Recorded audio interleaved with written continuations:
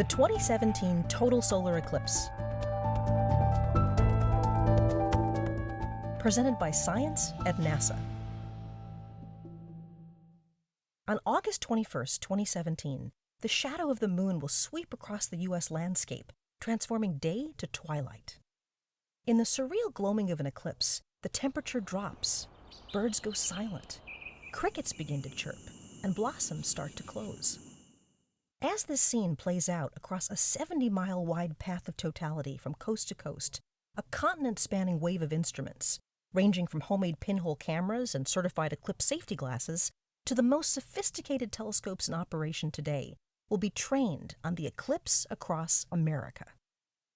Just before totality, a point of glistening sunlight is visible, making the moon look like a diamond ring. Then, as that drop of sunlight shines through rugged valleys on the moon's limb, tiny points of light called Bailey's beads appear like a string of beads around the vanishing edge of the sun. But best of all are the pearly white streamers that emanate all around the dark disk at totality. Scientists eagerly anticipate this eclipse for the unique science opportunities it provides. Alex Young, NASA's Associate Director for Heliophysics at the Goddard Space Flight Center in Greenbelt, Maryland, says, "This will be the first total eclipse to span the U.S. since 1918, and scientific instruments have come a long way. The event presents a perfect opportunity to shed light on phenomena such as solar flares and coronal mass ejections, or CMEs, billion-ton clouds of magnetized plasma ejected from the sun. To learn about their dynamics, researchers must study a region of the sun that reveals itself during an eclipse, the corona.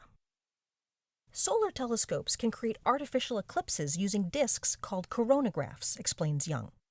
Unfortunately, man-made coronagraphs also block the sun's inner corona, where CME eruptions originate. Fortunately, during a total eclipse of the sun, the moon makes a better coronagraph. At totality, the sun's inner corona appears in clear detail. Totality lasts mere minutes at any one location, but the Citizen Kate experiment will be positioning 68 identical telescopes across the country in the path of totality. The combined network will capture 93 minutes of images and will show changes in the solar atmosphere. Matt Penn, astronomer at the National Solar Observatory in Tucson, Arizona, says, "The telescopes will be operated by a variety of volunteers, ranging from middle school students to retired scientists and everyone in between." Meanwhile, NASA planes will photograph the sun, and a cadre of balloons will be floating near the edge of space to observe the eclipse. You can watch too, live from the balloons on August 21st at eclipse.stream.live. The terrain and weather are quite varied across the U.S., and the moon shadow will briefly change the climate in each locale, sometimes with drastic drops in temperature within seconds to minutes. Young reminds everyone to be safe. Solar filters, such as eclipse glasses, are necessary to look at the sun directly. If you're in the narrow path of totality, you can safely remove your solar filter when the moon completely covers the sun. However, when the moon moves off the center of the solar disk, even a little, the sun's blinding surface reappears, and you should once again use your solar filter.